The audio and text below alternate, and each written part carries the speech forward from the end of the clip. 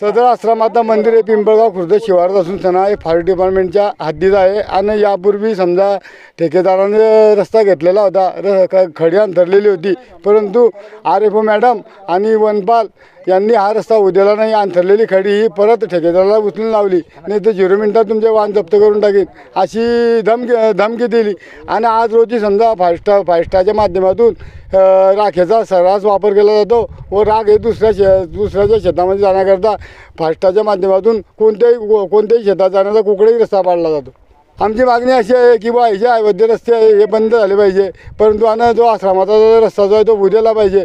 पण दुसरी मागणी अशी आहे की आमचं जे प्लॅन्टेशन आहे इथे आम्हाला सुशोभीकरण करायचं आहे, झाडं लावायची आहे, तर हे आम्हाला मोकळं करून दिलं पाहिजे. आमदार संजय भाऊ सावकारे यांनी पक्का रस्ता दिलेला होता, तोच हे खडी त्याच रस्त्याची आथरलेली आहे. परंतु आपल्या RFO मॅडमांनी आम्हाला या रस्ता करण्यासाठी बंदी घातलेली होती की बा फॉरेस्टमध्ये तुम्ही रस्ता करू शकत नाही. मग जर शासन जर फॉरेस्टमध्ये रस्ता करू शकत नाही तर इल्लीगल वाहन फॉरेस्टमधून कसं काय येऊ जाऊ करताय याचं उत्तर आम्हाला फॉरेस्टमधून पाहिजे. आणि आमचा प्रेशर पूर्ण फॉरेस्ट डिपार्टमेंटवरतीच आहे की यांच्या संमतीशिवाय या गोष्टी होता कसं काय.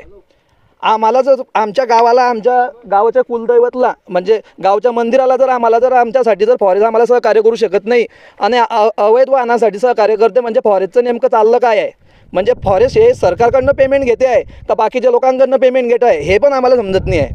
आमचा पुढचा निर्णय फक्त त्यांना एवढंच उत्तर विचारायचं आहे, जर आम्हाला हा रस्ता त्यांनी दिला नाही आहे तर मागच्या रस्त्यासाठी तुम्ही परमिशन दिली कसं काय.